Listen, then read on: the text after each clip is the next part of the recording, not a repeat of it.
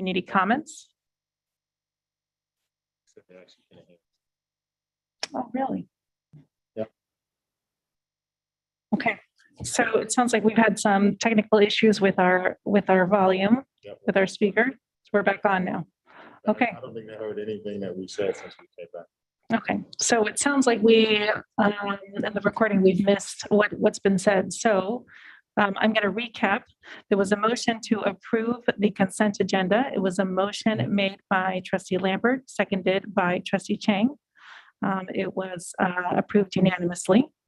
We moved on to item 6C, communications. We began with employee organizations. If you couldn't hear anything that was said, I think we're going to go back and make sure that there isn't anyone present from an employee organization that would like to address the board at this time.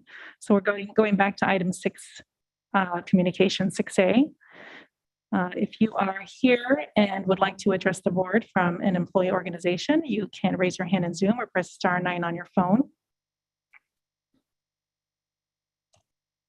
Okay, seeing as there are none, we're going to move on to 6B, district committee communications. Are there any representatives of district committees that would like to address the board at this time? You may raise your hand in Zoom or press *9 on your phone.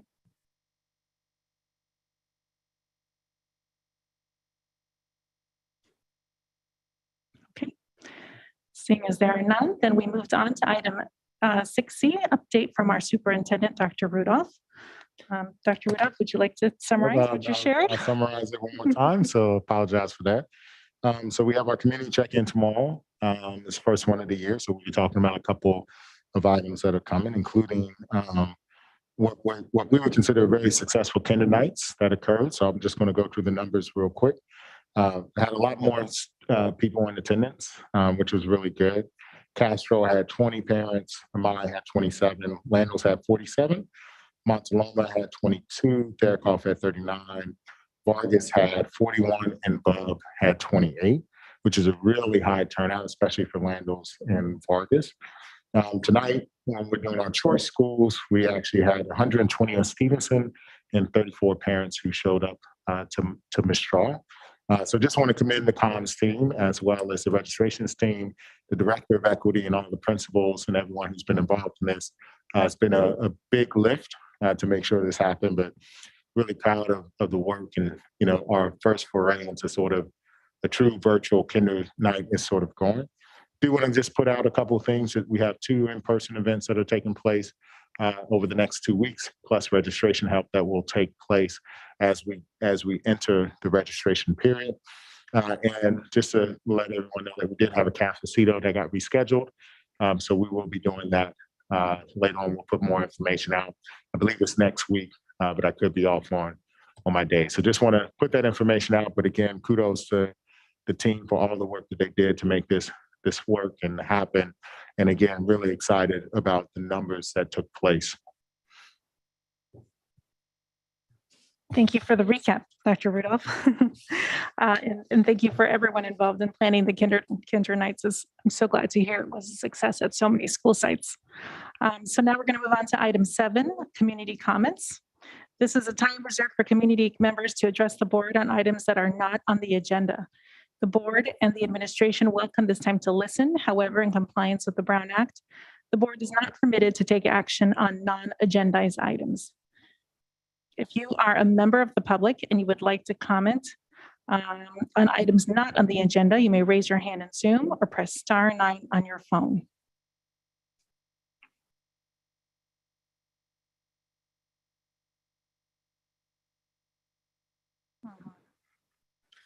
You see that we have one hand up. We have one comment. From the phone number listed, Mr. Nelson, I recognize your phone number and you may be getting the timer up and you may begin your comment. Thank you.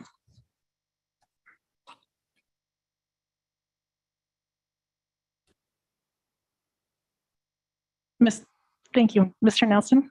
Sounds like I'm unmuted. Yes. I wanted to thank the superintendent for his efforts to community outreach. I hope that he can put those numbers onto the minutes. So there's just a very short summary how good the turnout was. My comment is on the community issue of school segregation. Both neighborhood and choice has been an issue with this district, or at least the Mountain View district. And I think a stain on this community for the last century. Dana Street School was obviously a tool to redline the Hispanics at Escuela School on School Street. The tail gerrymander on Bub was obviously a way to redline single-family, residential, and ownership condos away from Castro, the former Escuela School. And opening Stevenson Choice has obviously acted as a disincentive over the last decade to Hispanic family participation, at least the way Stevenson has been run. Board, it isn't what you think, it isn't what you say, or how you make YouTubes. It is about how you legislate effectively, effective legislation to change SED segregation in our public schools. In the last 10 years, for the one school with decreased SED segregation, two schools, Castro and Stevenson, has significantly increased SED in non-SED segregation. It isn't just what you think, it isn't just what you say, it's what you do in legislation and how effective that shows up in the numbers of segregation going down. Thank you. Thank you, Mr. Nelson, for your comments. We will now move on to item 8, review and action. We will begin with item 8A, naming the board rep for the County Committee 2023 election. And Dr. Rudolph, I have your name on this item. So every year, the California Ed Code requires that the governing board of each school district and at its annual meeting select one of its members to vote in the election for the members of the county committee on school district organization. The relevant Ed Code section is as follows, and it's 35023. I'm not going to read that, but you will need to select one person, which we will submit on your behalf. Okay. Trustees, are there any questions about this item? Seeing that there are no questions from our trustees, we will move on to I public. have a question. Oh, yes. Is there any member on the board here this evening that is interested in serving this position? I will share that it sounds from what I've learned that historically or traditionally, the board president submits the vote. However, you know, the board president will present to the board who the nominees are, who the candidates are, excuse me. And then the board president simply selects the candidate that we have selected as a group. So I would be fine to be the person who does this job. I didn't recall. I thought it was Ellen Wheeler previously, and I was going to suggest maybe you. Well, that's the board. I think this is also what I heard from former trustee Ellen Wheeler too. Okay. So any other questions, trustees? Okay, then we will move on to public comment. If you're a member of the public and would like to comment on this item, you may raise your hand in Zoom or press *9 on your phone.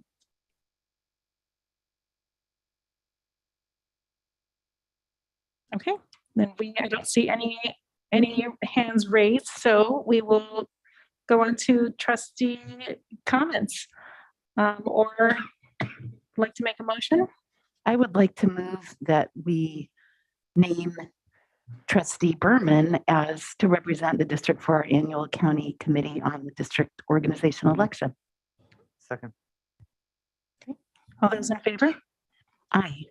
Great. On a motion made by trustee Blakely and seconded by trustee Chang, I will be the representative for our board. Thank you very much. Of course. Okay, moving right along. Now we're on item 9, review and discussion. We will begin with item 9A, review of conceptual design for greening and the outdoor learning project at Vargas Elementary School. And we have Dr. Westover with us, our Chief Business Officer. Good evening, trustees. Give me a moment to get my presentation going. With me this evening, I also have Carducci and Associates. Before I get started, George, are you able to unmute yourself just so I know that you're able to speak? Yes, hi, good evening, everyone. Perfect. All right. Good evening, trustees. Tonight's presentation is a follow-up to requests made by the board during the August meeting. So, of course, we always are guided by our strategic plan, which is an equitable distribution of resources that support student success and ensure that our facilities and resources equitably serve all of our students. Our work for Measure T is guided by the Master's Facility Plan, which was passed in December of 2019. After a community input process, the large trees at the front of Vargas were removed due to damage caused by due to damage to cars by falling pine cones and the danger they pose to people. Prior to removing the trees, the board explored several different options. One was building a carport using Measure T funds. We also had pine cones harvested and then had other ideas that were discussed to manage the pine cones that were falling in the parking lot. There were previous requests for greening and board direction. These are the items that we took away from that process. There was a request for native drought-resistant trees, include as many trees as possible throughout the campus, include additional greenery on the campus to reduce the heat island effect produced by the large amount of asphalt, to provide comfortable places for students and staff to be outside, and to explore a partnership with Canopy to provide education to students. There were 9 trees that were removed, and the district is proposing to plant 62 new native trees. And this is over the 2-to-1 district standard for replacement. A lot of thought and effort went into the proposal that we'll be sharing with the board tonight. But at the end, not everyone may be happy. And we need to balance the need of the school as well as the community needs. So to talk a little bit about the design, George, who is from Carducci and Associates, will walk us through the design, the considerations, the constraints, as well as the concept that we're presenting to you tonight. Great. Hello, everyone. This is George Lowe. I'm one of the Carducci Associates staff members, project managers working on this project. And we've had a few meetings with Rebecca and Jason in the lead up to what we're going to show you. And there's also been a history of a relationship between our office and the district, as you all know, that predates my time with Carducci. So there has been, as you know, an initial phase of work or ideas around tree replacement that stemmed from the removal of the trees. And as we move into this effort to create standards for greening and outdoor learning and engaging kids in nature across the district, we're looking at Vargas as a test case, as a pilot for opportunities of things to do here that we can translate to the other 9 sites in the project group or in the district group. So as a starting point for this effort the proposed design at Vargas, we were looking at the constraints and the other considerations on the site. Rebecca, if you can flip to the next slide. So here we have, basically the limitations. I know in reading notes from the board meeting from last August that you're well aware that there's lots of constraints here, including a fire lane that has to be kept open, the solar array that needs to be, not be shaded by trees. There's a need in general for play space for the kids. There is a large turf field, which we don't want to intrude upon or adjust in any way. And there's some other site amenities like stormwater, the stormwater basin, an existing shed, and so on. So there are quite a few elements to this site that make it that make our opportunities here limited. So, that was the beginning part of our conversation. Next slide. This is a tree replacement diagram or plan that was prepared before we launched more into this part of the project. And as you can see, it's pretty limited. There's a proposal for some trees in the main play space, and then a few along the property line, and then also, trees to replace the 9 pine trees that are being removed along the school frontage. So this was the starting point of our efforts. So I think this is where we first started, and then we also met with the principal to kind of discuss what was needed at the school, what would be helpful. And that's how we kind of started to move towards our second one. Right.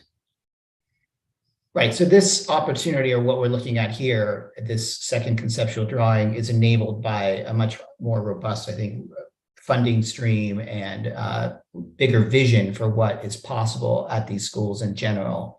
So it's beyond just tree replacement, but it's really about thinking about greening, about outdoor learning opportunities. Like I said, opportunities for kids to be in contact with nature, to be considerate of nature, for education, to really be connected to the natural elements on the schoolyard, as well as creating basic things like shade in the ever more hot environment. So we looked and places to gather informal opportunities for teachers to bring students outside, or for students independently to gather on the site. And so we have this, George, this nature. Yeah, sorry. Sorry, go ahead. So the overarching goal is nature-based outdoor learning and greening across the site, where the green on the site is physically and visibly enhanced in the across the schoolyard, and for the community as well, because we know that there is lament around the taking down of these 9 large mature trees. So we're trying to achieve multiple goals here, as well as providing, like I said, shade, resilience in the form of diversity of species, and then biodiversity in general that will support education, insect and pollinator and butterfly populations, and generally just enhance the bio functioning of this site. As far as tree replacements, as Rebecca mentioned, this plan includes 62 new native trees, all native Californian trees. So we're looking at a potential replacement ratio of 7-to-1. The trees that are being removed are all of one species, and we are proposing a mix of species to come back in their place. These vary in terms of their sizes, mature size. There are flowering plants, flowering trees, evergreens, etc. So there's a lot more diversity in the tree canopy, or in the tree species, as well as proposal for a lot of understory planting across the site, which provides greater opportunity for the supporting plants of tree communities that add to the biodiversity and to the attraction of the insects and so on, in the habitat creation.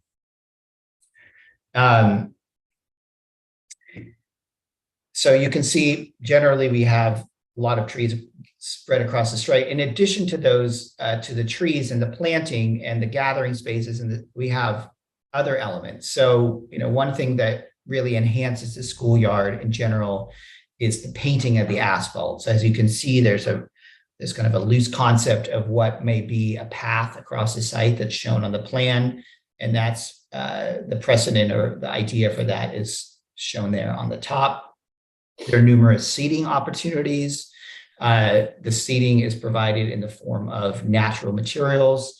So those are logs, stumps, boulders, stones, things like that, rather than benches or other formal site furnishings.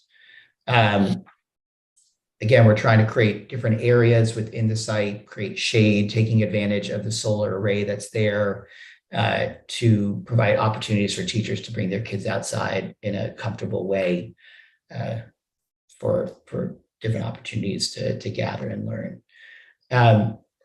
Something that's actually, sorry, not really, that Rebecca, if you can go back and even maybe, well, just back this one.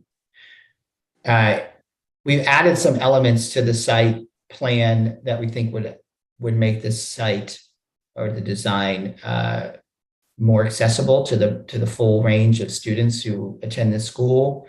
One major thing for that is the therapy area, which is shown, sorry, it's a little bit hard to see there, but it's number 2 there above those flex rooms. So the idea is that there would be a place for physical therapy or social and emotional learning opportunities for kids who need some isolation or separation to do those kind of things. So we're really looking at ways not to just, to serve the whole school community. I think something that was important to us is through the pandemic, we were able to see what types of areas that teachers and students would gravitate towards. So we did notice at all of our different school sites, teachers are tending to use kind of the informal outdoor spaces to take their kids outside. We also noticed that Stevenson has a sensory walk, which is what you saw on the diagram, as well as a sensory wall for students that maybe need a different type of input during their school day. It's also a way for kids to be able to get outside of the classroom when they need a short break.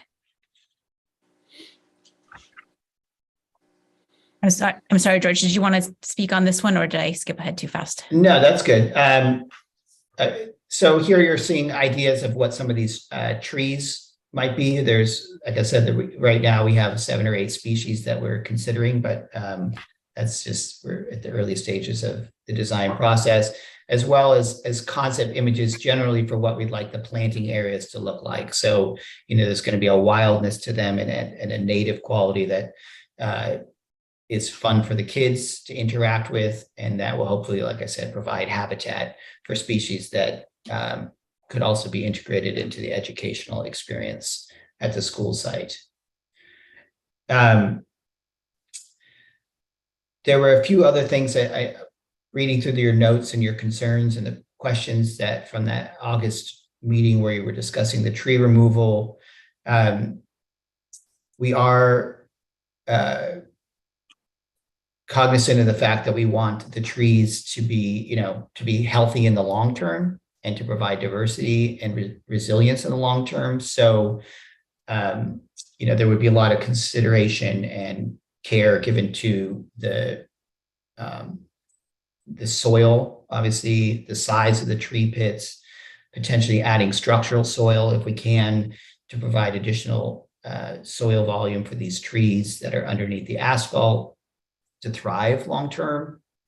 We're also talking about trees and plants that are irrigated, by an irrigation system, not through watering bags. We found that that's just a much more reliable way of delivering water to trees. It allows you the opportunity to turn things off if the trees are doing well, and when they get to a certain point in their maturity, when they can go without supplemental water, and also doesn't put excessive demands on either school site staff or district staff to come and fill up bags and have to worry about that. So that's another thing that we feel is critical to supporting the long-term health of the trees and the plant communities that go in. And then also, there was comments I read about, making sure that the kids have access to these trees. So if you go back to the plan, we're trying to get as many trees as possible into the primary use zones of the school site. So obviously there's a need to replace the trees along the street, hopefully do that with larger specimens that present the kind of presence that offer the kind of presence that the trees that removed had for the community, but also bring trees right into the areas where kids are playing for shade, for fun, just for the kind of the mystery that living things bring to a schoolyard that's typically all asphalt. So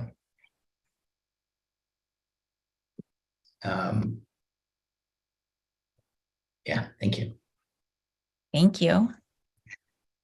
We also heard from the board that there was a desire to have more education and to possibly involve Canopy. Canopy has offered to provide a 1-hour assembly for students in K through 3 and a 1-hour community event for $5,000. The method of instruction was requested based on student scheduling as well as principal input.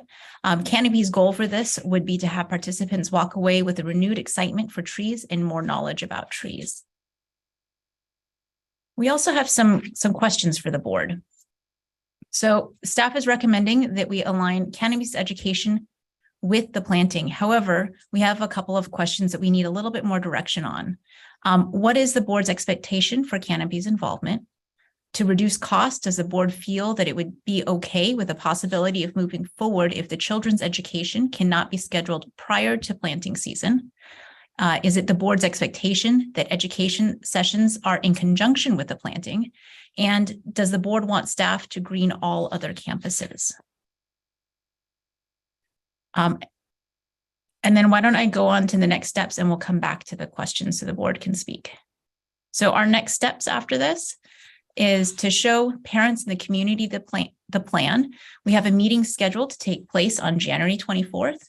And then we'd like to bring it back for final board approval on February 9th with a timeline that is aligned with planting. And then our estimated project cost is almost $600,000.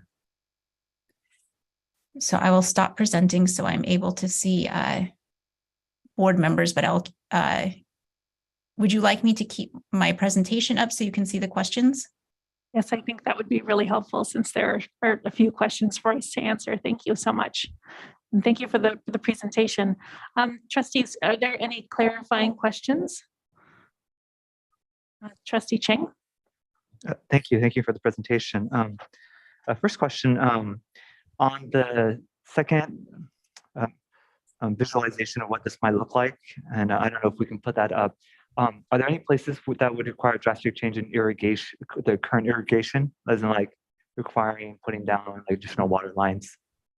So all of these trees will be irrigated. And part of this is because we do live in an arid climate and we do want the trees to survive.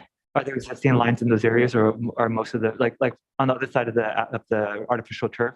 Like, are there places where we would need to put down like water lines? There is some irrigation already on the other side of the field there. So some of it we would be expanding though. And I guess I maybe change the question a little bit. Is of the 599,000, like is the breakdown of the cost is most of that cost kind of like resculpting the site versus the trees themselves, or how does kind of the price break down for the 599,000? So right now it's a rough estimate, but when we come back with schematic design, it'll be a little bit closer. Are you asking what the major cost is? So yeah, like as in how much of it is like kind of like reshaping the campus with like just like irrigation and things versus the tree themselves? And so it's the irrigation and cutting into pavement, which increases the cost. Okay. And are there any rain capture? Does this campus have any kind of abilities to capture like rainwater to store and reuse for local irrigation? If I can answer some of these questions. Sure. This is Vince with Carducci Associates. So I think part of the issue is the overall design. It is beyond trees. It is including natural elements of logs and stones, basalt columns for seeding and gathering that hold up over time, and getting them in place in an already constructed environment. Also, all the coloring that you see on the asphalt is called street print coloring, which is very hardy and recreates a much much more comfortable environment by 30 degrees by removing and coloring the black asphalt with a lighter color that has a higher reflectivity index and makes it much more comfortable for kids to play in and be in. Every area within the central area of the school has been touched in some way by coloring, by adding trees. I would say 50% of the trees that we add already have irrigation nearby that we can tap into. Others will have to be extended through a cut in the paving and just connect to, again, an existing or new valve that we can provide from the main line. So we'd be looking more into that and bringing costs down as much as we can by understanding how we can tie into the existing systems. But it is much more than trees. I didn't want you to think that this was all for tree costs. Vince, last time this item came to the board, there was a public comment that some of the trees that were put in when the campus was first built ended up not thriving. Was that information passed to you so that could be factored into this design? Yes, but I didn't want to remove any more trees at this time. And so what we would do is we would investigate in the next level of work any trees that have to be pruned or improved in their health. And a lot of that will be with regard to verifying the irrigation and the soil treatment. By improving the soil, it's the basis of biodiversity. Everything starts with the soil up. If the soil's no good, the tree will be no good. So our mandatory approach would always be to deal with the soils as a very important aspect of any tree growth. And sometimes, as George mentioned, we would expand the opening of the cut of the tree area to provide a soil system that would support paving, but also allow for root growth. And this has been proven to be very successful for getting the maximum tree growth by improving the root zone, even though you have paving on top of it. So, and that's a little bit more cost, but it's a long-term benefit for the tree growth. Just for your reference, the trees that are dying are in the bioswale. So I'm not sure if there's a way to sort of address that. Just, that may be a you or Jason question. But yeah, I think we can certainly look at the tree species and replace them. For example, I believe there's some red maples in there, and that's not an appropriate biofiltration tree. We could replace those trees with native trees like redbuds and other trees that do very well in a biofiltration situation. But I would inspect and analyze the soil before we did any of the tree replacements and existing tree replacements. Thank you, Vince. Trustee Blakely. Thank you. And thank you for the presentation. I know this is still in the early stages, but you just mentioned redbuds. That sounds great. I was just curious if you could suggest some of the types of trees that might be under consideration, in particular for the large. We'd asked if at all possible to put more mature trees to the extent feasible right along Westman Boulevard where the ones were cut down. From the photos, it looks like some of this stuff is large shrubs, which is great. But I'm curious what types of trees we might be using. Brilliant question. And George has a list of trees, but the primary tree that we would be recommending in the front area where the trees, the pine trees were removed, would be native oak trees. And we have a source for native oak trees grown in airbags, which is a very traditional method of growing in the rest of the world, but not very common here. But there is one location where I use a lot of airbag trees, and they're native oaks, and they're 20 feet tall upon installation. Awesome. And so we're excited to offer that kind of benefit within the budget of having the mature trees, as George mentioned, right up front where you see them first. So it's an evergreen tree, it's a native tree, it's a habitat tree, it's a beautiful tree, and it comes in a little bit more upright and then grows out. Thank you. That's exciting. Okay. Yes, Trustee Lambert. Yeah, I believe this is for Rebecca. One of your slides, you mentioned that you needed to balance the needs of the school, the needs of the community in developing this plan. Could you explain what that means? Yeah, we have several requests that come in. There are members of our community that would like to see many, many more trees on campus, would prefer to see that maybe we didn't have the asphalt that we currently have. I think where that's difficult on the school side is kids like to play foursquare at recess. They need a basketball court. They need an open blacktop space just for free play. So I think those are some areas where maybe some of the community's requests may not align with what the students need at the school. Yeah, and my other question is, I think this is also for you. I can imagine this, and as from a gardener's perspective, you get everything planted, it looks wonderful, but to make this a long-term success, we're going to need weed maintenance needs to be done, right? There needs to be weeding, there needs to be pruning. Some plants will die, you'll need to replace them. And how do you envision sort of investing in the people, the time, and it's going to take money to maintain this in the long run and have keep it looking beautiful? I think one thing that we're fortunate with is that we have a landscape architect, Carducci and Associates, who's helping us choose these trees, also working with our director of MOT, because these are what we're suggesting to plant are things that should not increase drastically the maintenance effort. Yeah, and I'm not so much talking about the trees, but more like the shrubs, the ground covers and things like that you put in here. The native plants, basically. Our MOT department has a rotating schedule that they do to maintain all of our facilities. So, for instance, the sort of swell that we have right next to the district office is maintained. I think it's every other week kind of process. It's a great team. It's about 2 or 3 people, and they come out and they sort of take care of all of our different sites. So they will add it into their rotation in terms of sort of when they go out to a site.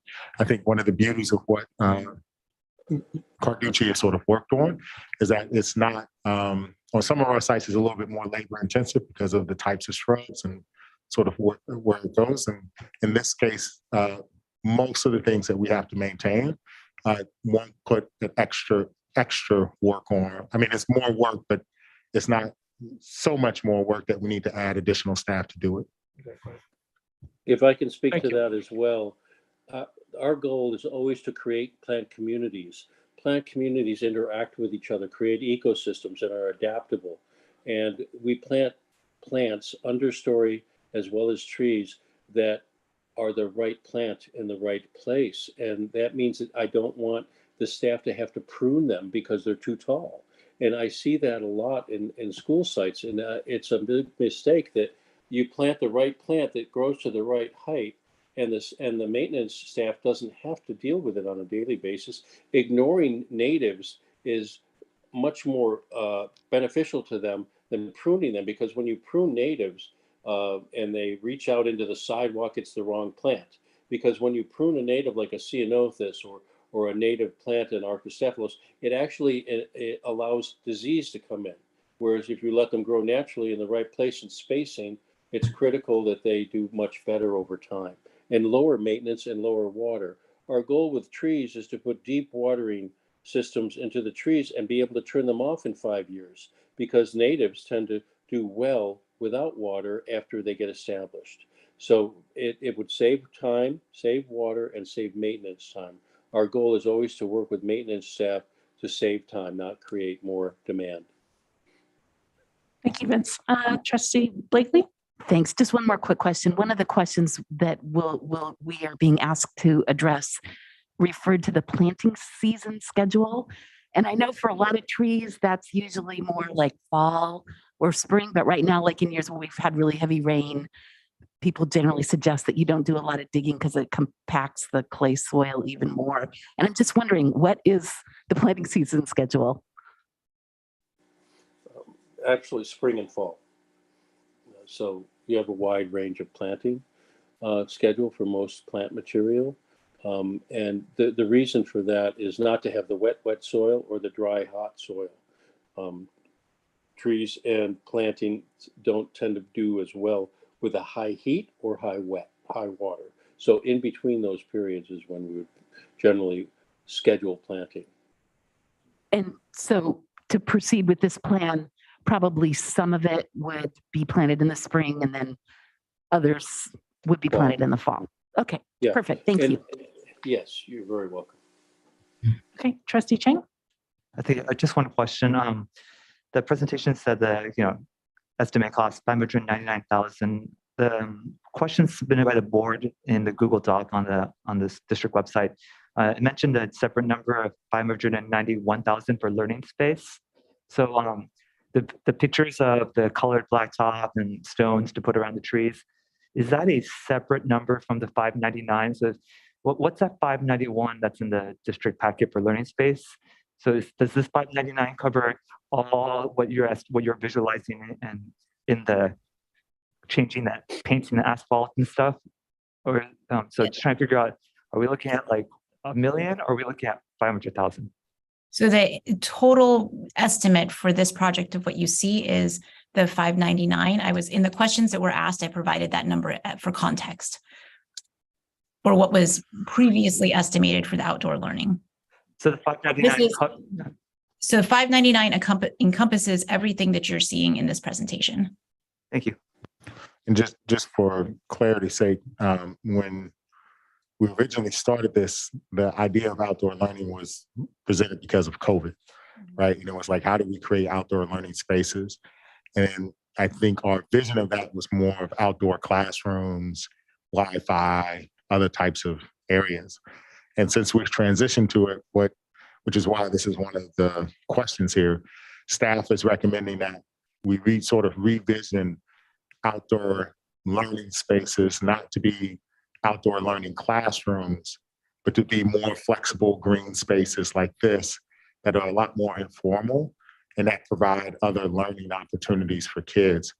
And so if the board wants us to continue at other sites, what we would propose is that we take the outdoor learning budget and we merge the two together so that it is a sort of outdoor learning, greening sort of approach, as opposed to outdoor classroom spaces, pavilions, and everything else.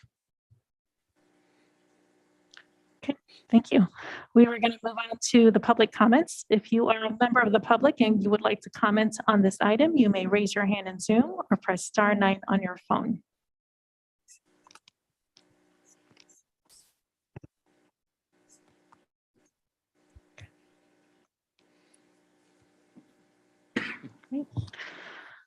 I see 3 hands. Let's see. I see. So we'll do 3 minutes each. We have Mr. Nelson, principal. Oh, I'm sorry. I see a phone number listed here, ending in 74. You may unmute yourself, and you have 3 minutes.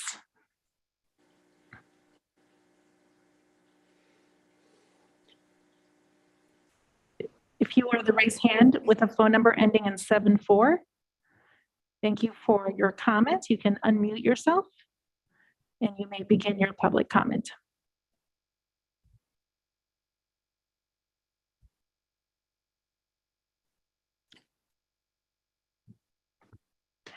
Oh, there we go. Are you able to join us? I'm sorry, we cannot hear you. I think I'll come back to you if that's okay. If you're the caller ending in 74, I will come right back to you. We are going to move on to Principal Taylor.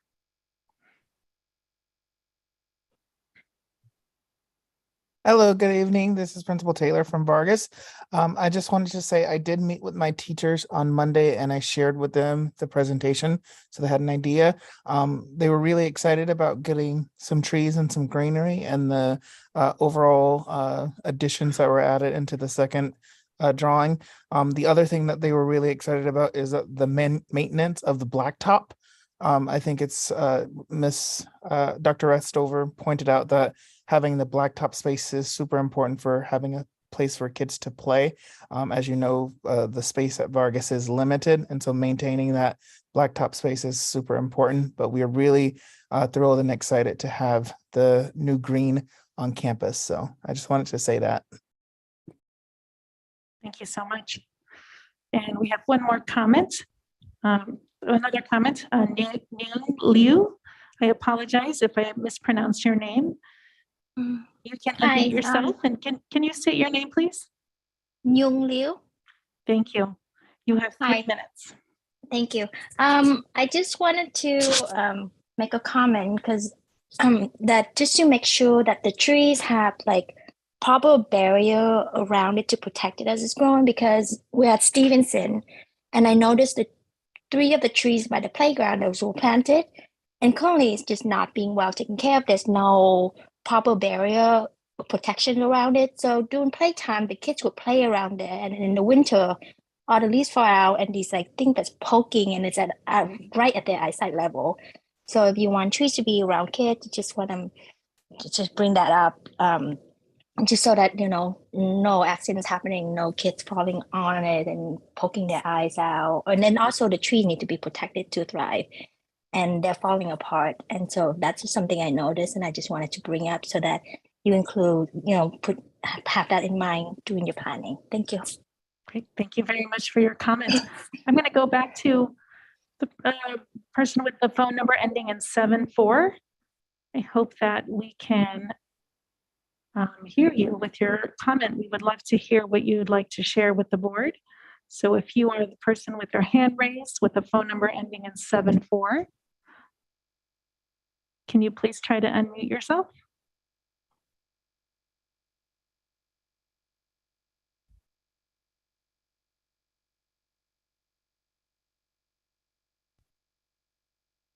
Okay. If you are the person whose phone number ends in 74, you can submit your comment via email. I'm sorry that we couldn't hear your comment live tonight, but we would love to hear what you have to say. So please, I encourage you to send an email to the board. You can find our email address on our agenda and on our website. Thank you. Okay, we are going to move on to trustee comments or discussion. Trustee Chang? Thank you. And I'm pulling up the questions that were provided to the board seeking just board input. On the question of Canopy's involvement, I would prefer that the project move ahead as efficiently as possible without slowing it down in order to educate the current students, given that this is something that will impact generations of students. So, I mean, I'm more interested in something that would provide kind of, the school site staff at Vargas finding ways where they can internally teach the students about the greenery on their campus every single year, rather than spend $5,000 for 1 year, which would only impact this current class, because these trees belong to the campus and not just this one class. And 5,000 sounds like a lot for an assembly, actually. On the question of the cost, oh yeah. She was raising her hand. I'm sorry, the lights turned out in my office. I was. I see, okay. On the question of the cost, I'm so excited about the trees and the 62 tree. Thank you for all the work that's gone into that. Regarding merging that with the learning space, I kind of see them as 2 separate issues, and my support for both isn't the same. And when it comes to the learning space, like painting the asphalt, that looks beautiful on a schematic. I'm a middle school teacher. It's my 18th year teaching. I taught outside today. It was the first sunny day in a while. And like black asphalt actually has a lot of flexible usage. The minute you paint it in a very specific way, it could take away from children's ability to use it for, PE play and things like that, because students will perhaps think that their flow of motion must match what's on the floor. I mean, so I think that I'm looking forward to seeing what the breakdown of the cost is, the tree aspect versus the outdoor learning space, because it's a shift, like when we're talking, if a good chunk of this is outdoor learning space and we are moving away from outdoor classroom, so like if most of this money is spent for kids to like passively sit on the trees, sit around the trees and not use as outdoor classrooms, that also should factor into our decision making, because when it's outdoor learning space where a teacher can take the whole class out there, that's something worth us investing large amounts of money towards. If it's something so a handful of kids can sit under a tree, there may be cheaper ways for them to be able to sit under the tree. I recognize nobody wants to sit on wet soil or wet grass, but I welcome us seeing how much are we spending for the vision of a learning space, and the learning space vision has changed. So I want to respect that the staff site said that they want more kind of casual usage of outdoor space and not outdoor learning spaces as a for outside classroom. But I think that I'm just a little more reluctant on that issue, and because like I think that if we spend too much on Vargas, it makes it unsustainable for us to replicate this at the other school sites. Because I would love for us to keep track of a tree count of all our school sites, and what we do for one site, we commit to do for all sites. So if we go all out Cadillac plan on Vargas in a way that we can't do that to the other school sites, and we have a tree deficiency in other places, I would be concerned about that. I think a tree count, I don't know if we have ever counted the number of trees on all our school sites to see if there's a discrepancy.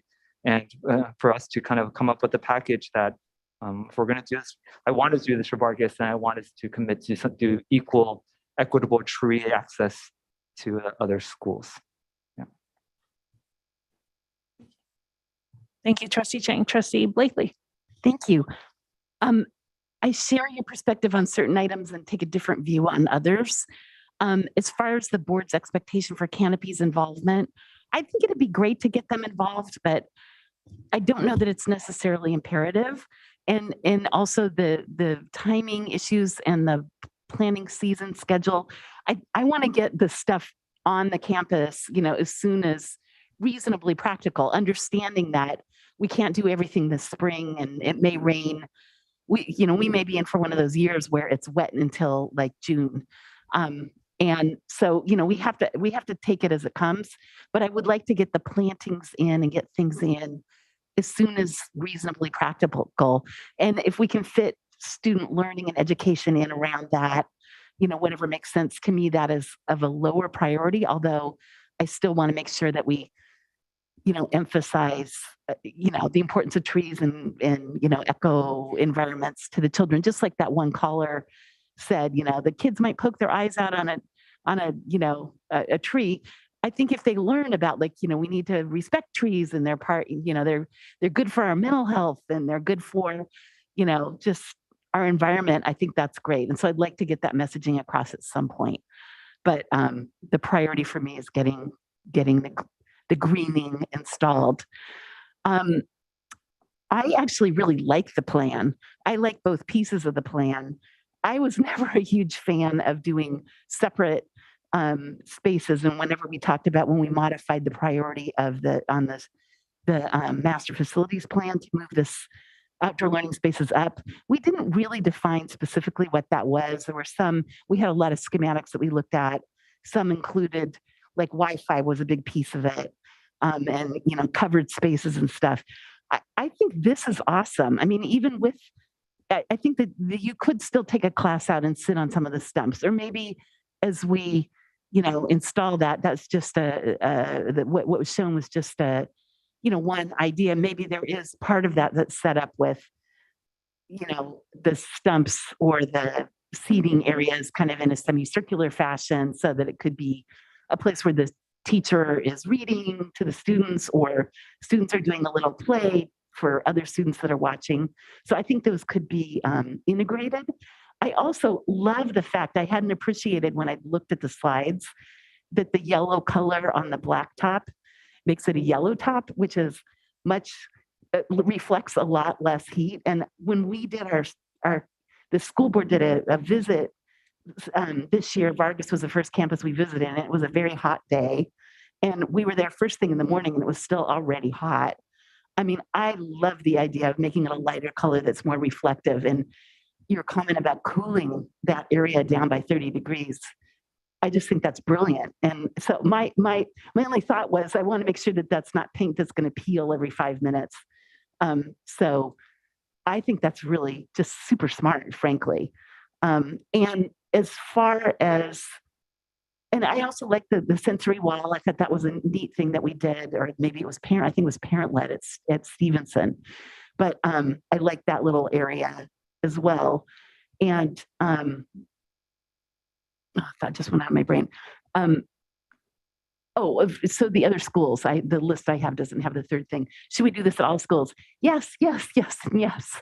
I think it would be wonderful to do this type of thing at all schools, whether you need to have 81 trees. I don't know. My husband and I were just walking at Landals last weekend where my boys went to school, and there were these trees that were about the size of this flag that were there when they were in school, and now they're huge, big trees, and it's just lovely. There's so much more shade there. That coupled with the solar structures that we have, we were just saying, gosh, this would be so much nicer for the kids to be eating lunch, than when it was really hot and blacktop and no trees. So, but I love the idea of doing more creative things, installing some more trees, more plants. I love all the native plants that you guys have done, the ceanothus and the flowers, and yes to native plants. And as I recall, when we reallocated the budget in the master facilities plan, when we moved this up to a priority 1, at the time, we had about a $7 million savings because we'd gone out and gotten some things done early in the pandemic before stuff got expensive or equipment wasn't available or whatever. And so we had the savings.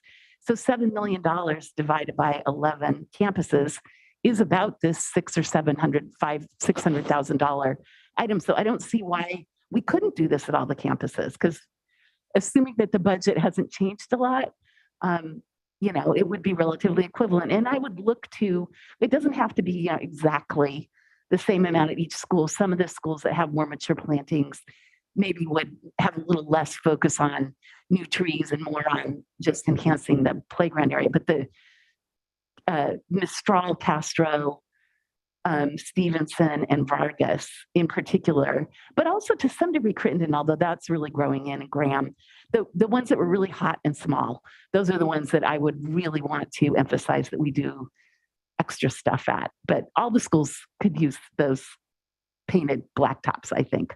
And I don't know what you're saying about discouraging like athletic use. Is that maybe taking away basketball courts or something? I mean, Vargas, I don't think has basketball courts. It is just too small. It has one. So I'd like to keep the basketball court there. But, you could have a yellow basketball court with green stripes to show, where the lines are on the court and still do those changes. So anyway, I'm excited. I'm sorry, I'm going on and on. I'll shut up. It is exciting. Thank you for sharing. Yes, Trustee Lambert. Make a couple of comments. Yes, please. I share Trustee Chang's sort of idea that open space is good. Kids are creative; they'll find ways to use things. But on the other hand, I really do like the idea of sort of having a park-like environment for all of our schools. And this, taking down the trees at Vargas provided an opportunity where sort of the whole campus could be planted in a sort of coherent, cohesive manner.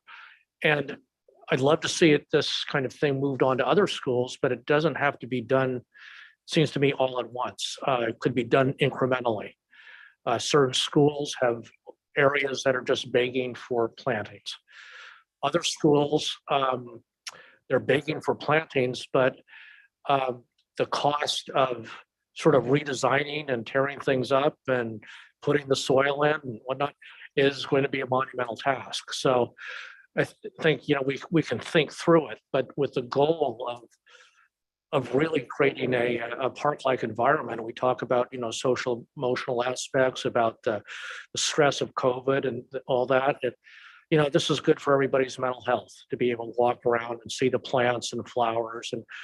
And I think we'll learn about how to maintain them. I mean, that's the one thing I still am cautious about.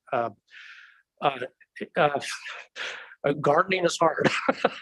It's fun work, but it's hard work. So I think we can learn on that process too, and on how to do that effectively. So I would also, I would recommend, going ahead. Not necessarily looking at the educational opportunities and necessarily require them to be aligned with the planting season. I think there's any time of year, there's always learning opportunities with any kind of plants in the environment. So It's a move ahead and what way works best for everybody, really. So thank you. Thank you for those comments. I agree with so much that was said. I'm going to try to be brief. So I am really excited about this drawing and this plan for the second one that was presented. I know that it was really difficult to lose those mature trees at the front of the school, and we made a promise to the community that we would come back and do something that would be just that was so much better for the school community and for the students long term. And I think that this drawing really does that. This plan really does that. And I appreciate how thoughtful this plan has been around, what trees to plant and where, and the long-term sustainability of the planting. I think also, like it was said, like trying to get, put these plants in as soon as we can. I think that's the number one priority. I think where canopy can be helpful possibly is with just in the initial installment, having some education around the plants that are there and what they are. Like, I think that's sort of what was outlined in that plan, just to educate the community that's there around what's happened at their school site could be helpful. And I agree that the education of the garden can happen long term. And I think as far as outdoor classroom space goes, I think as long as there's areas where small groups of students can gather and sit, where it's cool and easy to gather, whether you're sitting on stumps or small benches, I think that would be really helpful for the school site. And I'm just glad to hear that this plan was presented to the school, because they've been observing their students at play in that space. And I think that they have the most feedback to offer about what's needed most at their school site. Okay. Terrific. Thank you very much for the presentation. This is very exciting. Thank you so much. Thank you. Thank you, board. Thank you for having us. We'll see you soon. Okay, with that, we are going to move on to item 9B, iReady CASP correlation and diagnostic 2 assessment results. And we have 90 minutes allocated for this item, and we have 1 hour left in our board meeting.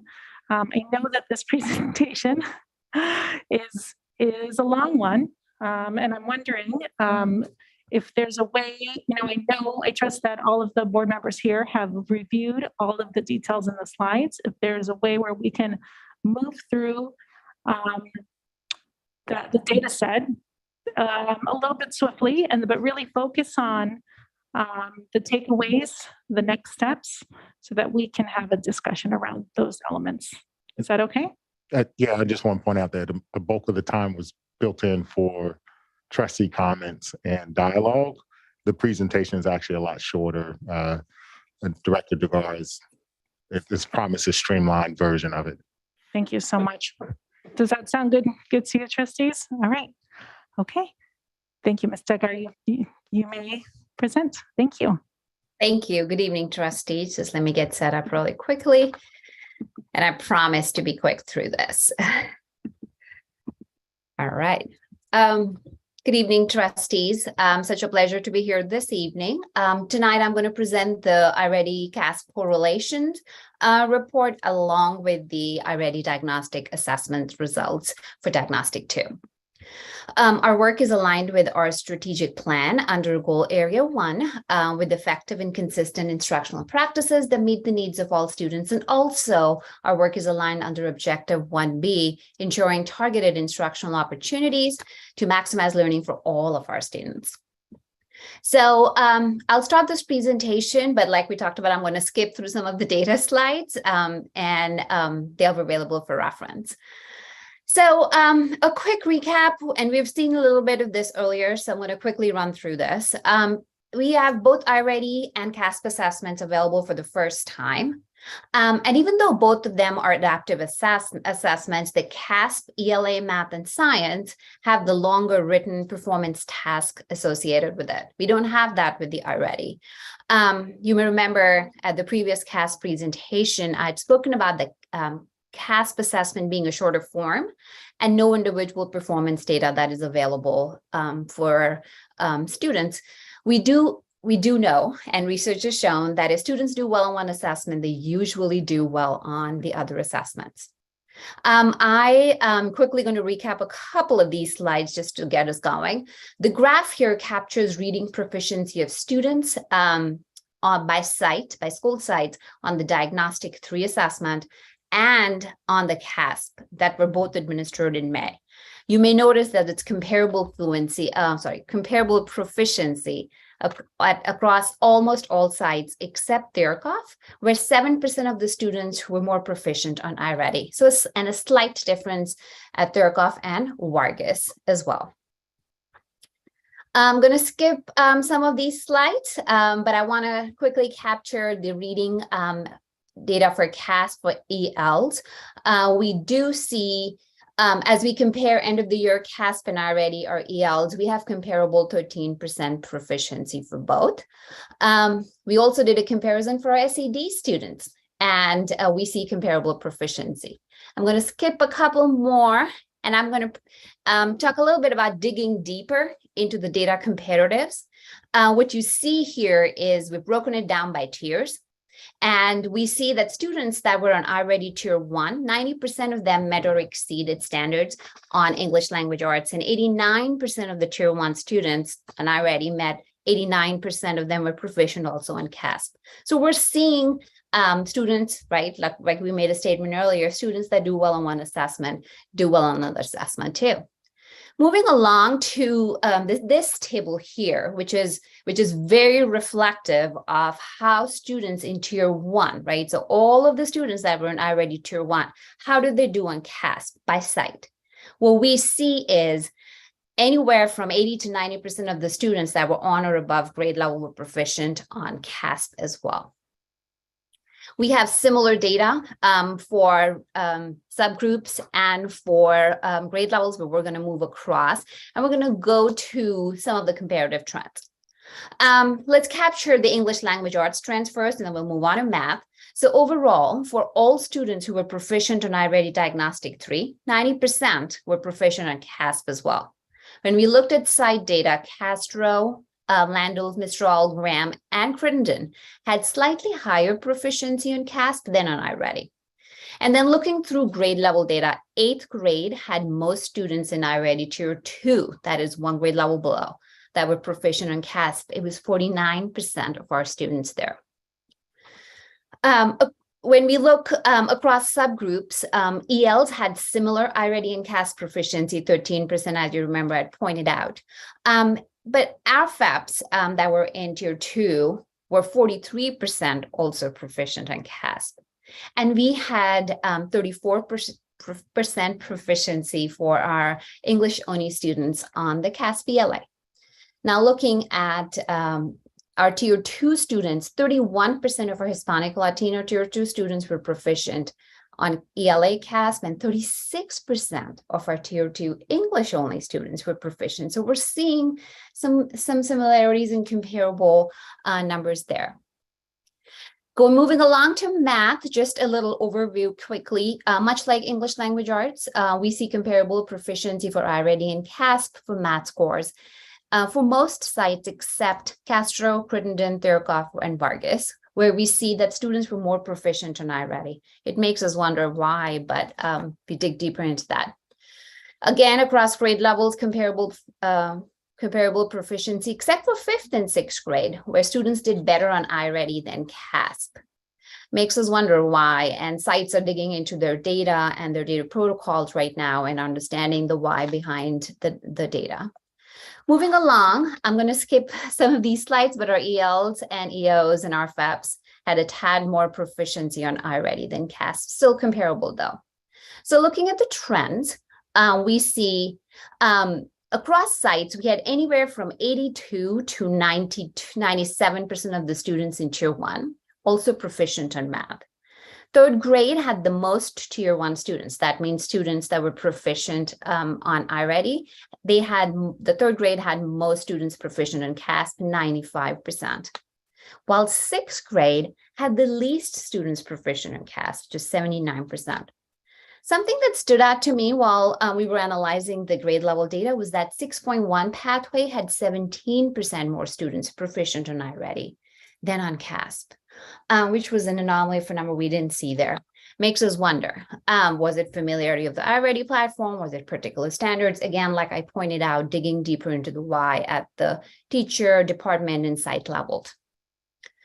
Looking at pathways a little bit more, the 0.2 pathways at both of our middle schools are almost 100% proficient. We saw that, we have that in the data. But our grade level pathways in 7th and 8th grade, most of the students are not proficient. And across subgroups are ELs, English only students, and our reclassified students, we see comparable proficiency for both iReady and CASP. But our SED, students, socioeconomically disadvantaged subgroup, and students with disabilities, we see slightly more proficiency on iReady, but very comparable. So we're going to dig a little bit deeper into the analysis and the correlations, right? We see that more tier 2 students are proficient in CASP at the middle school than at the elementary school.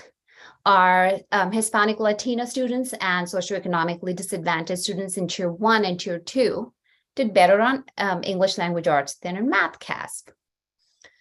There's a very slight difference in iReady and CASP proficiency, very slight difference, almost comparable proficiency there. And our socioeconomically disadvantaged students did better on English language arts than on math for both tier 1 and tier 2s. And as mentioned earlier, CASP assessment has a longer performance task and iReady does not. So is there a correlation between the two assessments? Well, data shows that majority of our students who were on or above grade level on iReady were also proficient on CASP.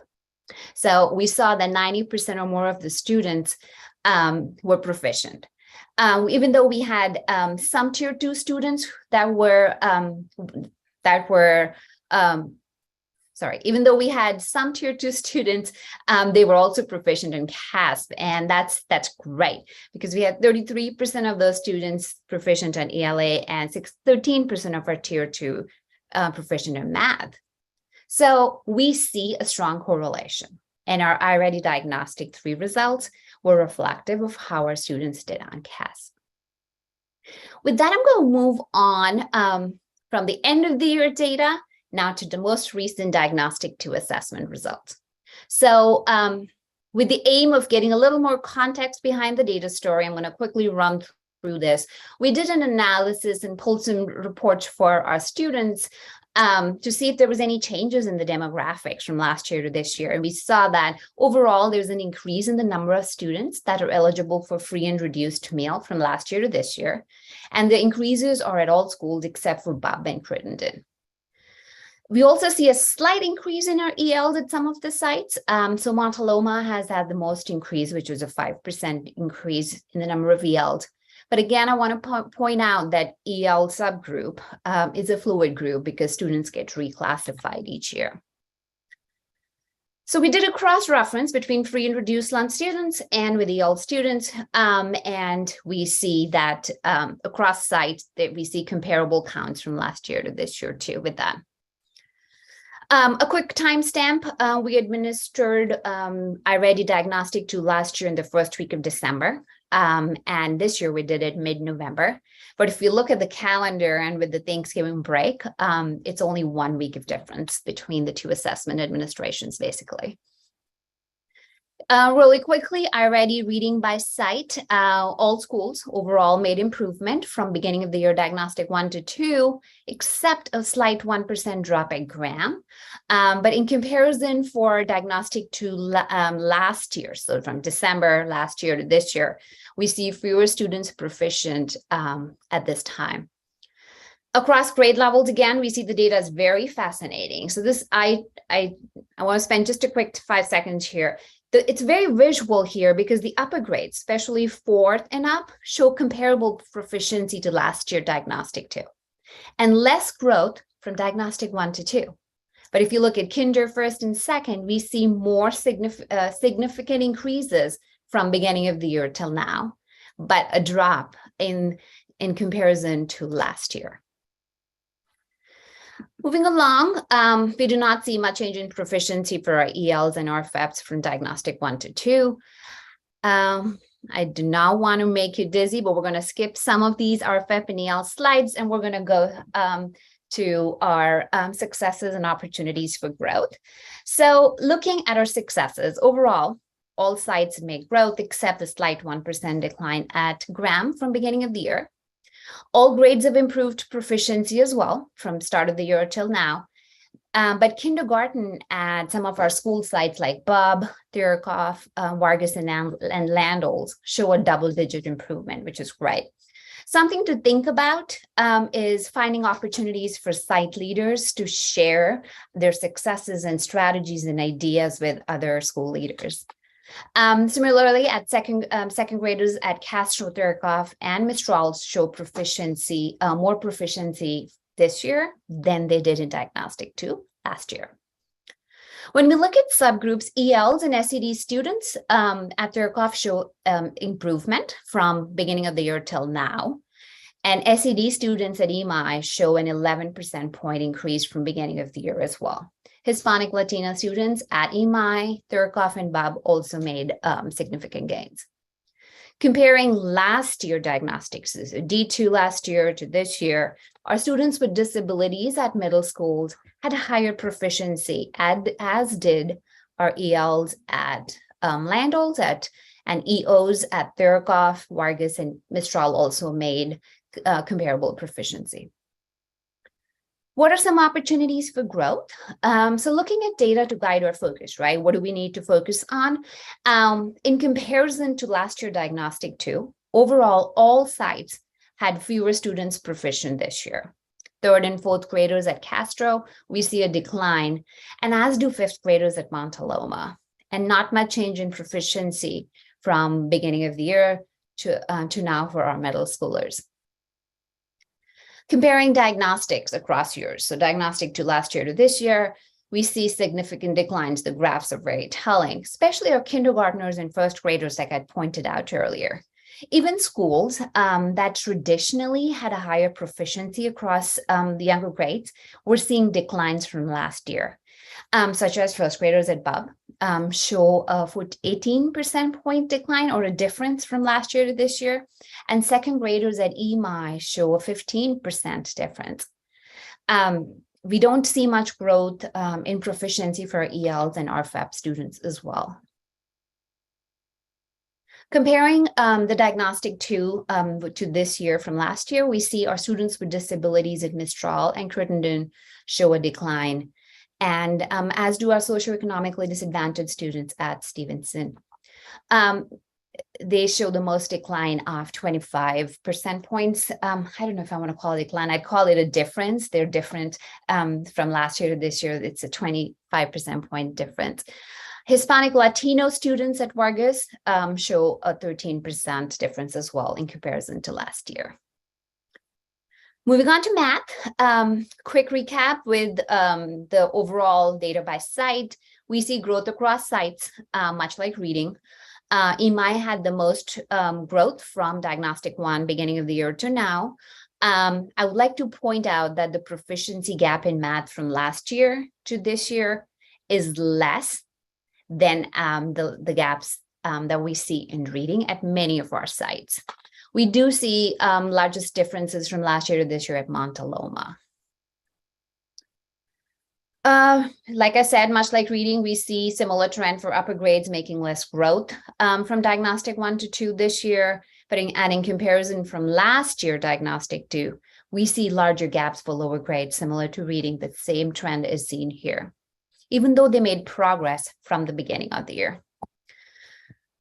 I'm going to skip some of these pathway and math slides, and I am going to move on straight to successes and opportunities for growth with math.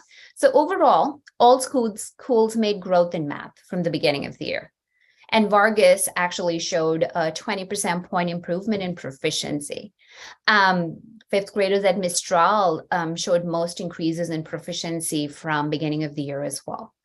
But when we compare Diagnostic 2 last year to Diagnostic 2 this year, middle schools we do see show comparable proficiency as well, and as do first graders at Castro, Landol's, and Stevenson. When we look at our math pathways data from last year to this year, Math 8 at both of the middle schools shows a higher proficiency, as do Math 7 and 7.1 at Crittenden, and Math 8.1 at Graham. We see higher proficiency there too. Looking at subgroup data, we see our RFEPs at most schools made improvement from beginning of the year. These are our reclassified students, while students at Castro, our white students at Castro made significant improvements, 47% point growth there. Even just continuing to look at subgroups, our Hispanic Latino students at EMI and Stevenson made significant progress from beginning of this school year. And when we are comparing our reclassified or RFEP students with our socioeconomically disadvantaged student subgroup from last year to this year, we do see comparable proficiency in math. So what are some of our opportunities for growth in math? Overall, we don't see much growth at Castro, Mistral, and both our middle schools from beginning of the year. There isn't much growth. There is growth, but not a lot. Among grade levels, 6th and 8th grade do not show much improvement. When we see Diagnostic 2 and last year to Diagnostic 2 this year, much like reading, we see kindergartners at Landols, EMI, Montaloma, and Castro are significantly lower in proficiency, as our first graders at BUB. There's a 31% difference from last year to this year. Other opportunities for growth are Math 7 and Math 8 show significantly lower proficiency than our other math pathways. We have some work to do there, right? ELs at BUB, EMI are not making as much growth, and we see a decline in our ELs at Vargas. Again, you hear me say this all the time. Our ELs are a fluid group. Many newcomers have come in at Vargas, right? So I talk about the story behind data points. Vargas has had many newcomers come on. Vargas also has a difference in the number of ELs that are taking on, and the reclassification happens among our school sites from Diagnostic 1 to Diagnostic 2. So that makes a difference as well. Socioeconomically disadvantaged students at BUB, Landol, Stevenson show a significant decline or gap from last year to this year. We know gap persists between our Hispanic, Latino, and other ethnicity subgroups. Looking at our progress towards annual typical growth, I'll go over capture some basic graphs, and then I'll move on to our trends. Overall, we see in comparison to last year, diagnostic growth, D2 growth, to this year, D2 growth, students have made less growth than last year. And we see larger differences at Castro, Crittenden, EMI, Mistral, and Montaloma. Looking at grade level data, even though we saw improvement in proficiency from beginning of the year, right? For our kindergartners and first graders, there was huge gains. We had more first graders made progress towards the reading targets last year than this year. Similar to reading, moving on, this is math. We see less students made growth towards their growth targets this year than they did at last year. And at Montaloma, we see largest difference of 15% points. I'm going to skip through some of the grade level data and math course data and go to analysis. So what is the data telling us? Even though in reading, we have seen improvement from beginning of the year in overall proficiency, we have additional work that needs to be done. And we have gaps, learning gaps that need to be filled in from many of our subgroups. We just saw that our annual typical growth progress was not comparable to last year for both reading and math, but academic gaps for our at-risk subgroups continue or have widened across sites, and our reclassified student data shows declines, and it highlights that need for continued language practice and literacy scaffolds that we know have worked for our FEP students when they were EL'd. What else is data telling us is that we know that our admin services and information services teams are working on looking at attendance a little bit deeper and looking at absenteeism data currently. Well, we know that student attendance is impacted by illnesses, even it's COVID or other flu or other illnesses, related illnesses. We also know that families have been traveling this year more than they did last year because they haven't done so in a long time. And we know our students, younger age students, are vaccinated as well. So there's more travel that we're seeing. That also means travel during the school year, and the attendance is impacted. Our data shows that we have the need for targeted focus on comprehension of informational text for our upper grades and on foundations reading skills for our lower grades. In lower grades for math, we see less proficiency in comparison to last year, right? Much like reading. And many students may have not attended preschool or TK or even sometimes kindergarten due to COVID-related concerns. And this has an impact on the foundational skills. Even students at the higher performing schools are coming in lower than before.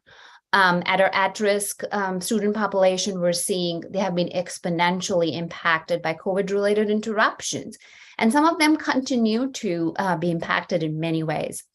With students missing foundational building blocks for reading, that has an impact on understanding the demands of a math problem as well. So it impacts math as well. And as we pointed out earlier in the math pathways slide, we see students making progress towards proficiency. So we're seeing an increase in proficiency, but fewer students made growth towards the annual typical growth target, even in our advanced pathways. With our Math 7 and Math 8 pathways, we really need to focus on quality first instruction using our priority standards, and we need to fill the mathematical learning gaps with targeted small group instruction. We saw all of this data and the analysis and with our instructional lens. But let's get a look into what's the story behind some of the data points that has an impact on student performance and progress. We know that the pandemic created a foundational learning gaps that needed a remediation, and that will need to be balanced with grade level content learning as well. We got to balance both remediation and learning. Another aspect to consider is students relearning how to collaborate. They have to relearn they have to relearn grade level and classroom organizational expectations, as it is disruptive through the 2+ years that we've had with learning disruptions. Site administrators have had, until some extent, continue to have competing priorities, such as social, emotional, and behavioral supports for students. Even teachers are adjusting back to the shifting learning climate with different demands from the pre-pandemic time. And this is causing some unprecedented levels of fatigue for adults that support students. On the home front, we see families have been impacted at varying degrees by the pandemic, and not everyone can provide a similar level of support for their student. We're also seeing a change in demographic profile with more families qualifying for free and reduced lunch program, and an increase in newcomers at many of our sites. In the same vein of changes in demographics and impact of pandemic, we're seeing increases in our McKinney-Vento students as well. This year, we have 260 families, and 75% of them are also English learners. We're a data-driven school district, and Superintendent Rudolph, Chief Academic Officer Bauer, along with the Ed Services Directors team, we had one-on-one meetings, data meetings with our principals, and specific feedback was provided on the student data and next steps. And while we know something to consider, while we know it will take many years to fill the learning gaps, we have to be very intentional and balance rigorous grade level content with filling and scaffolding and filling learning gaps. So what are some of our next steps? We've been here before. We will use data to organize our people and resources towards improve student achievement. There's a collective shift that needs to happen from pandemic-related logistics to instruction. And after the one-on-one meetings that I'd mentioned in the previous section, our data principals have led their teachers through the data protocol at the January Teacher PD Day. And they will continue to bring back examples at the leadership team meeting next week. And we will debrief and reflect on the action steps and learn from each other, share ideas, all in the vein of continued improvement. The data protocol meetings that the principals are having are now one and done. Principals will continue to review the data cycle action plans and provide feedback to their teams through the year. We have 2 more data cycles after this one. We have a follow-up data meeting with principals that will be starting in January, and we will continue to leverage and use our STEAM teachers and instructional coaches to find support strategies for comprehension of informational text and vocabulary at our upcoming meetings. One is next week with the STEAM teachers, and with the coaches is the 3rd of February. 2nd of February. Conversations around need to be had around how we can leverage our teachers to move and support the comprehension of informational text strategies in the classrooms. Staff will continue to investigate how to best support our rising kindergarten students and families with book bags, with specialized parent use sessions, and additional support such as preschool programming. We'll come back with recommendations on how to best support literacy needs at specific sites such as Castro, Durkoff, Mistral, and Mount Aloma, where we're seeing kindergartners and first graders are consistently performing below grade level. Last but not least, we have another round of one-on-one data meetings with every principal at the end of the year to examine their end-of-year data and to use those findings to help guide the changes to their school plans for the upcoming school year. With that, I come to an end of the presentation and am ready for any questions. Well, thank you so much for the presentation tonight. So let's move into questions. Trustees, do you have any clarifying questions before we move into our discussion? No. Seeing as there, oh yes, Trustee Chang. Thank you for that presentation and thorough report. Question for Castro Elementary. Your strategies on addressing these scores, you mentioned TOSAs and professional development. Could you speak to if the amount of staff that are assigned as TOSAs to Castro or the amount of funding for professional development is different at Castro versus other schools? And what I'm trying to figure out is if TOSAs and PD and support levels correspond with the difference in test scores between these school sites. Thank you. Sure. Actually, Castro does have an additional instructional coach. So all elementary schools have one coach and Castro has 2 instructional coaches. And we also have, you may remember from previous presentations, Castro has all the K2 classrooms at Castro have an instructional aide that helps support the teacher in small group instruction time. We also have additional for family support, right? We have additional SCAFs and at-risk staff at Castro as well. The coaches do meet together with the other coaches and they conduct professional development during their staff meeting times as well, and one-on-one with teachers too, through coaching cycles. Thank you. We're going to move on to public comment. If you're a member of the public and you would like to comment on this item, you may raise your hand in Zoom or press *9 on your phone.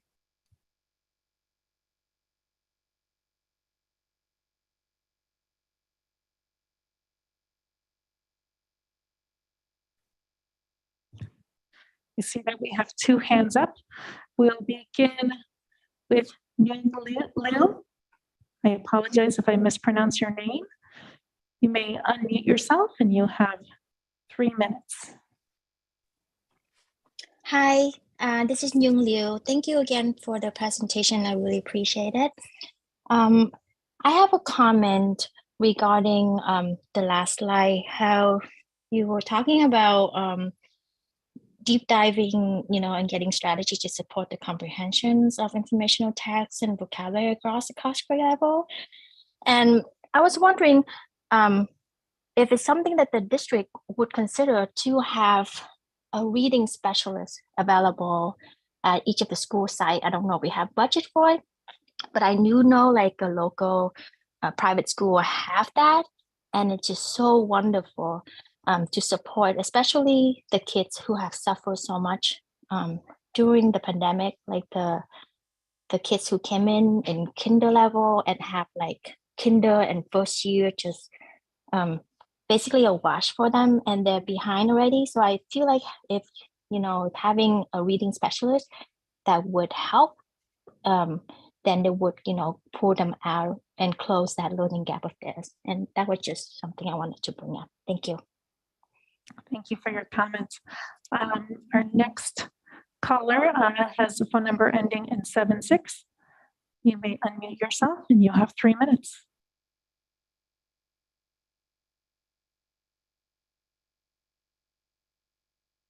Hi, this is Stephen Nelson. Board, I see a continued percentage decline in meeting standard as students advance in grade level. Page 28, the math goes down for all students goes down from 72% to 55% in 8th grade. On page 7, reading ELA for all students goes down from 74% to 63% in 8th grade. It's even worse for SED. In 6th to 8th math in 2018, 19, and 22, it was only 31% or low 30s, high 20s% met standard. The academic gaps for at-risk student groups have continued to widen across this year. Yes, that is a true assessment of what's happened to the gaps by the staff.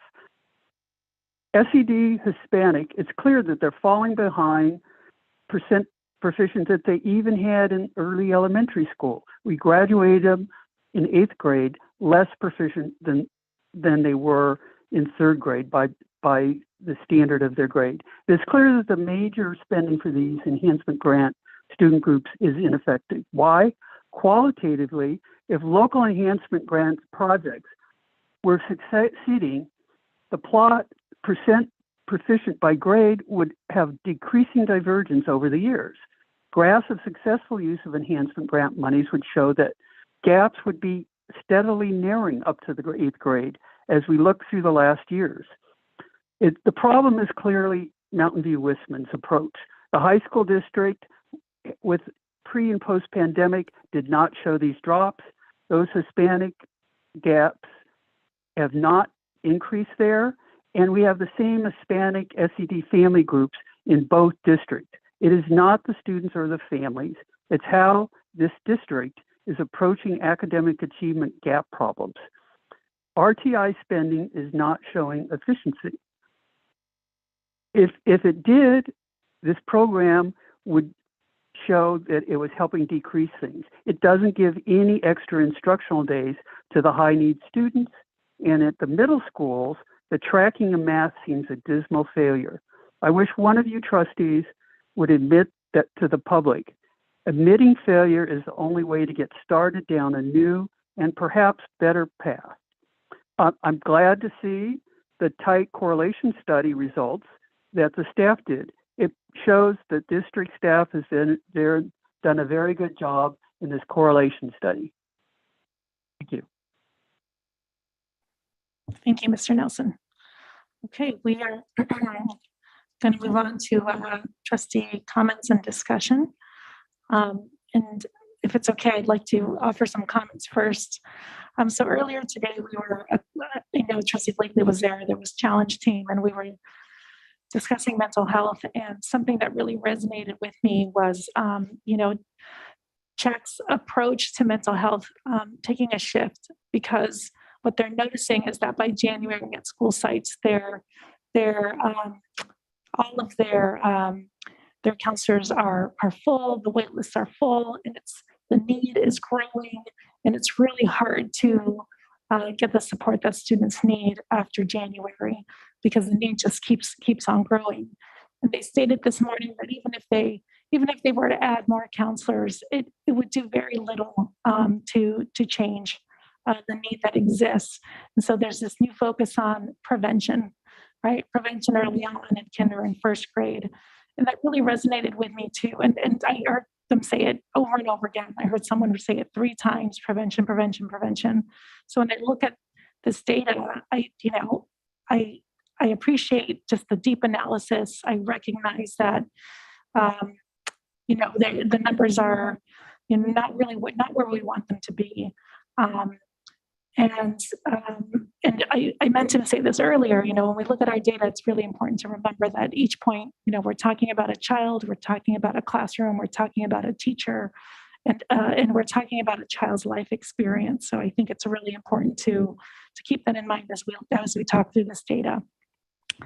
But in thinking of this data, I thought of that same prevention, and I also thought of the focus, right? So the prevention around early on, you can see in the data too that with our kindergartners, we see this experience gap, this opportunity gap that happens right away. You can see it across our school sites and communities that serve an under-resourced community, that those gaps happen early on, and they only grow from there.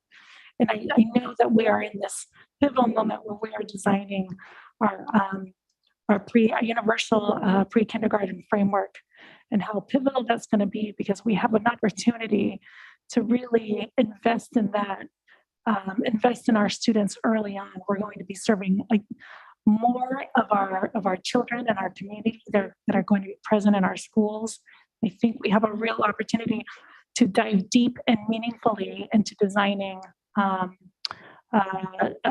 framework, a program that has a strong alignment to kindergarten, first grade, second grade, so that we can have students that are successful in math, reading, writing, and beyond. Because especially at the school sites where we see that experience, the gap happens from the day one of kindergarten. And I think that it's also going to take deep focus. I know that it was mentioned that there's competing priorities.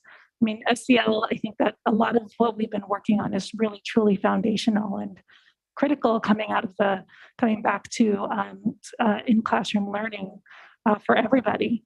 And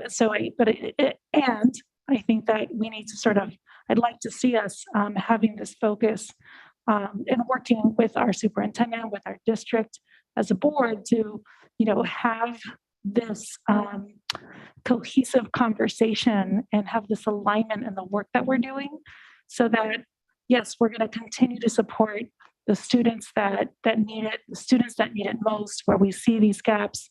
I am so thrilled to hear about the deep data analysis that's happening at school sites, and thinking about the root causes, and hopefully involving parents around that too. And I think that we have a real opportunity to seize this chance where we're designing a program and investing in a program where we're going to have these students that we're going to serve long term and making a real impact, so that this gap that we see early on is greatly reduced. So I'd like to see us think about prevention, and as a board, having an alignment with our superintendent and the work that he's doing around deep data diving and learning, the deep learning that's going to happen, so that we have a successful program too. So I wanted to offer that up. Thank you. Yes, Trustee Chang. Thank you, President Berman. Looking at these results, the one thing I urge our board is to consider bringing back an item that focuses on Castro. We've talked as a board about performance of disadvantaged students or EL students across the district, but when you look at the data, that really pops out is Castro as a school site is performing under 20%. Our district's about 60, our high school's about 80. So then Castro is performing 3 to 4 times below our district average, which I think demands us to focus on it. And when I say that, I don't mean that as an indictment of the faculty there. Every time I go to Castro or talk to teachers there, I know how hard they're working. And when I look at school sites similar to Castro, they're performing about the same, because what's holding Castro back, I don't think it's instructional strategies, it's the concentration of poverty. So Castro is 85% low income. And if you look at any school around East Palo Alto, San Jose, the same 85% of students of low income, they have the same scores, because it's not that the teachers aren't trying hard, they are, but they're being crushed by the amplified effect of poverty. The amplified effect of poverty can't be solved by instructional strategies alone. That's why schools fail at this. They got to be solved by addressing the issues of poverty. And I think that means that unless we try to, we're right.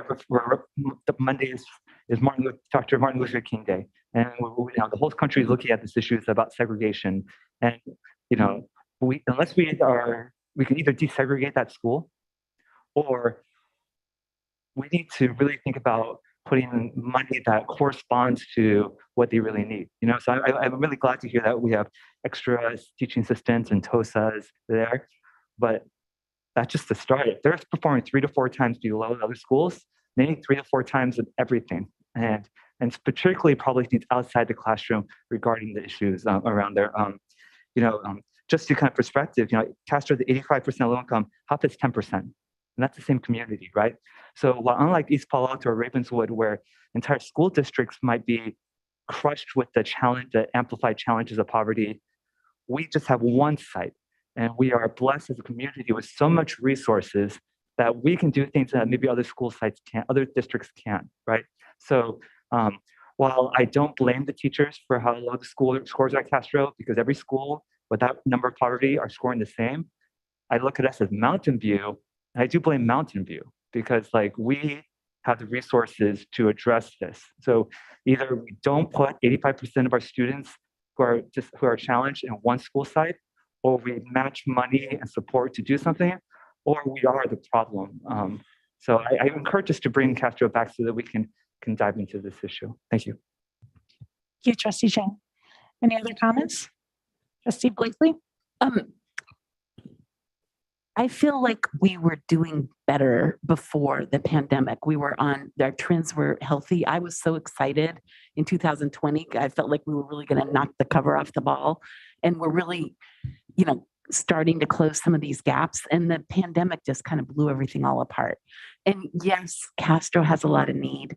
Historically, our demographics have changed in this district. It used to be that over by Vargas, there was a lot of poverty. When my kids were in school, we had, more than half of our schools were Title I schools. Landals was a Title I school when my boys went there, et cetera. But that doesn't deny the fact that there's need.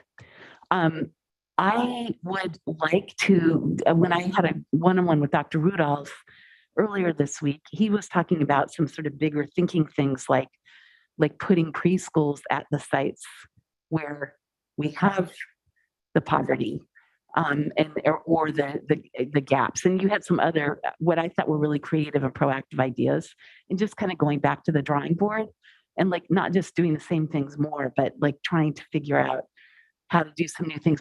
Partly maybe the reading program, we need to look at our reading program overall, as many districts are doing, focusing, refocusing from balanced literacy to bring in more phonics, things like that.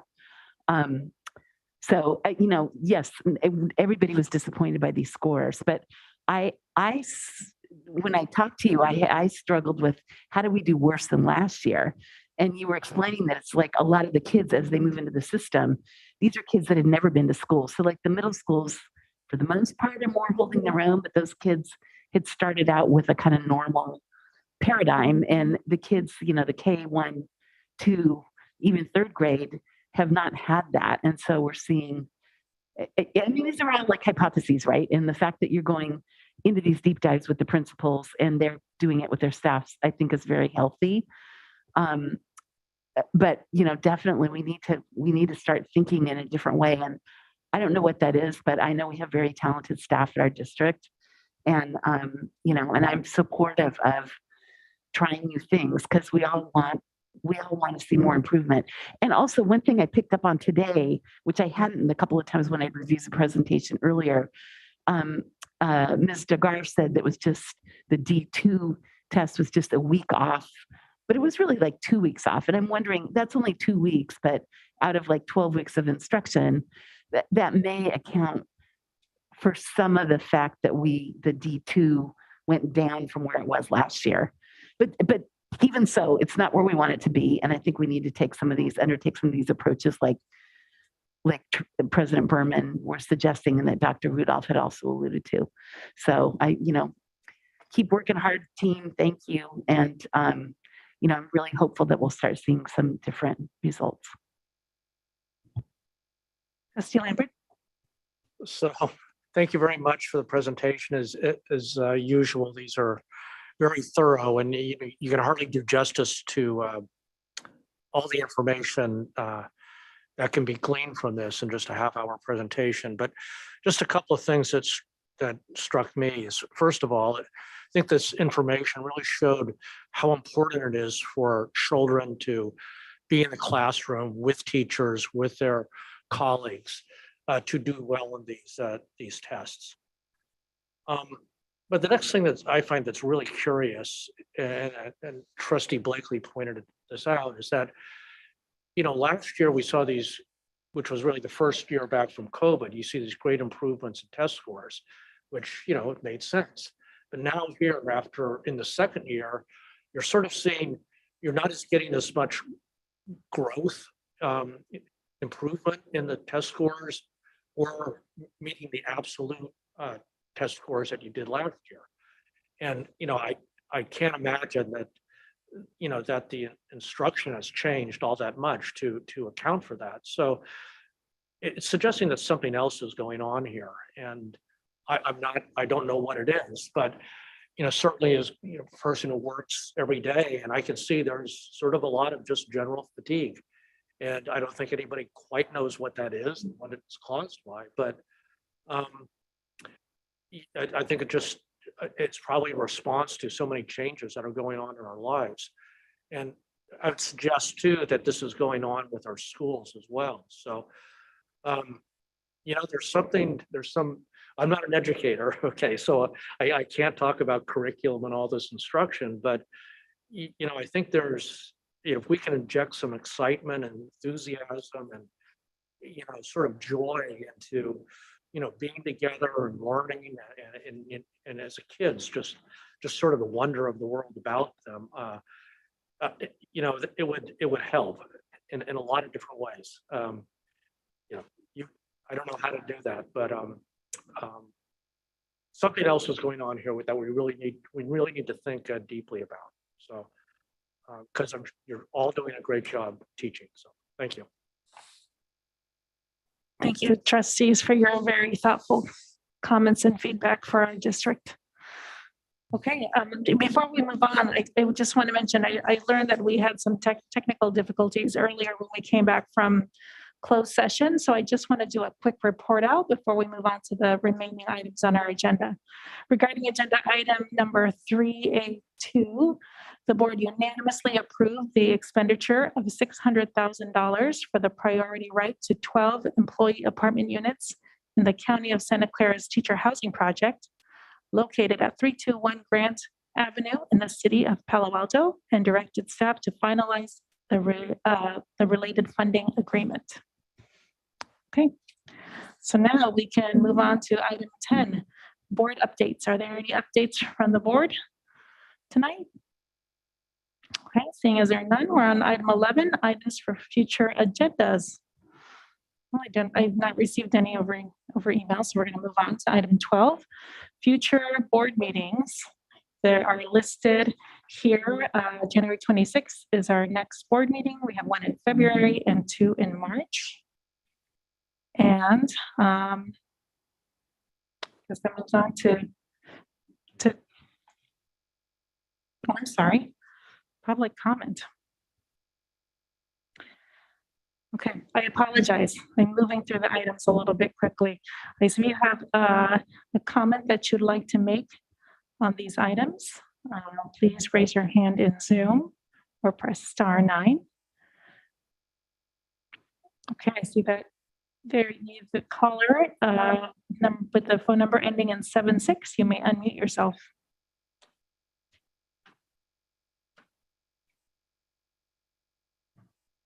Thank you, Board President. You've done a great job in trying to bring up the communications on the closed session item to what it should legally be, or reporting it out.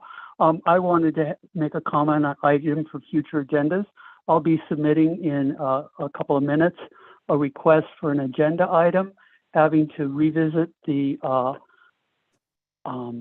enrollment lottery and how that math works.